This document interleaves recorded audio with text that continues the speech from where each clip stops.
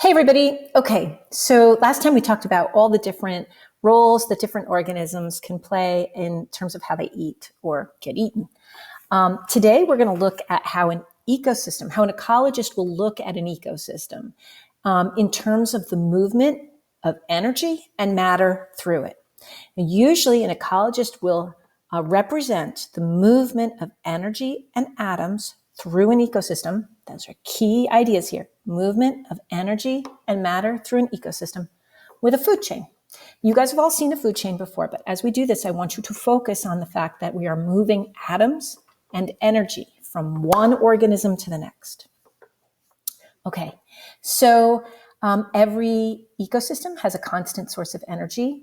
Most of them have the sun. A few have hydrothermal vents, but most have the sun. And we have an organism that can trap that energy and make it usable. That producer will take the energy and also atoms like water and carbon dioxide and put them all together inside, and by photosynthesis in this case, and make organic compounds that are usable for the rest of the ecosystem, for the rest of the community, rather. Okay, so atoms and energy are trapped in our producer. The arrow points the direction of the sun, of the energy, into the plant. Now those atoms and that energy that are inside the plant will move into whatever eats it. So along hops a grasshopper and it eats the plant.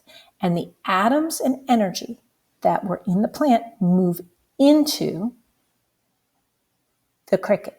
So the arrow is pointing from the eaten to the eater because it is demonstrating atoms and energy moving from the plant to the cricket.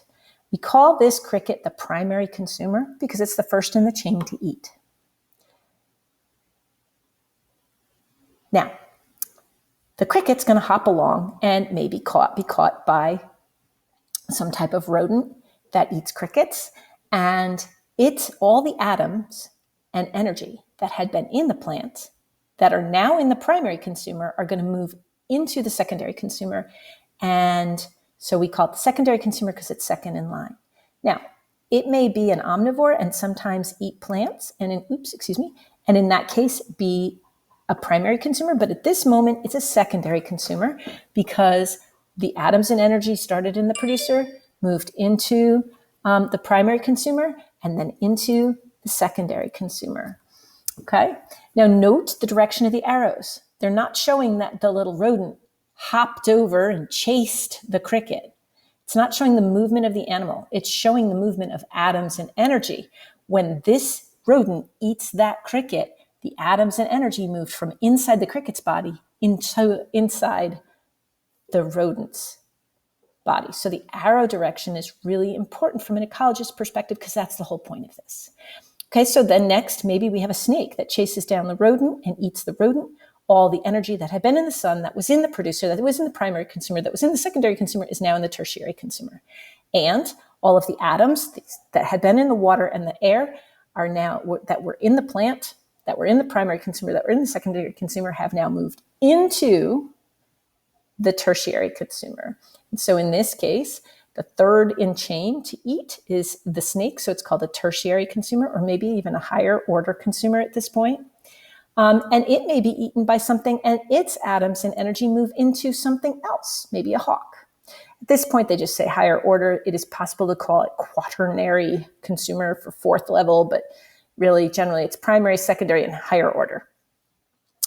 Now, again, the arrow points from the snake to the hawk. Now, you probably think of a hawk as diving down, grabbing that snake. And so you would imagine the arrow being from the hawk to the snake, but it's not, because the arrow isn't about the motion of animals.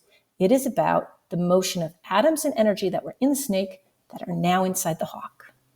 Now, if any of these guys die anywhere along the way, the atoms and energy do not end up trapped in their bodies forever. There are things called decomposers, right, that can recycle the atoms. So if there are atoms trapped in our hawk and energy, the decomposers can use the energy and free the atoms to be recycled for the producer. Note that the producer is not getting energy from the decomposer.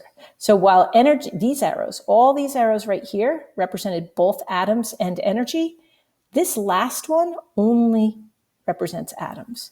The energy has been used up by this time with the hopping and jumping and flying and slithering and all the stuff that they've done along the way. All that energy has been used up or released as heat.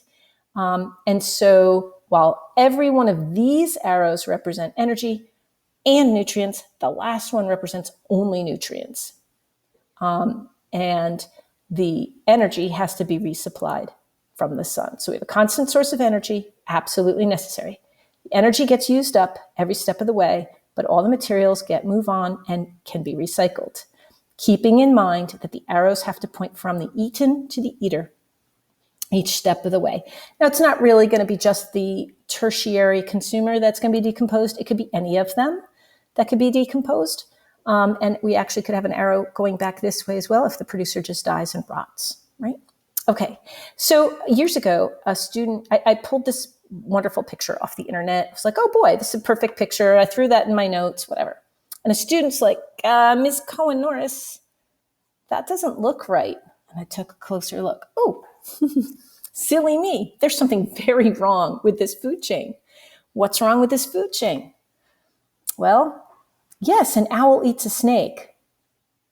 But that really means the snake's atoms and energy are going into the owl. And so the arrow's in the wrong direction. Same here. Yeah, the snake's chasing down the bird and eating it, but the atoms and energy in the bird are moving into the snake. So the arrow's the wrong way. This arrow's the wrong way. All the arrows are the wrong way. We should have an arrow from the plant to the caterpillar, from the caterpillar to the bird, from the bird to the snake, and the snake to the owl. And we could add in some sun, and we could add in some decomposers, which have to be present in every single food chain and look something like that.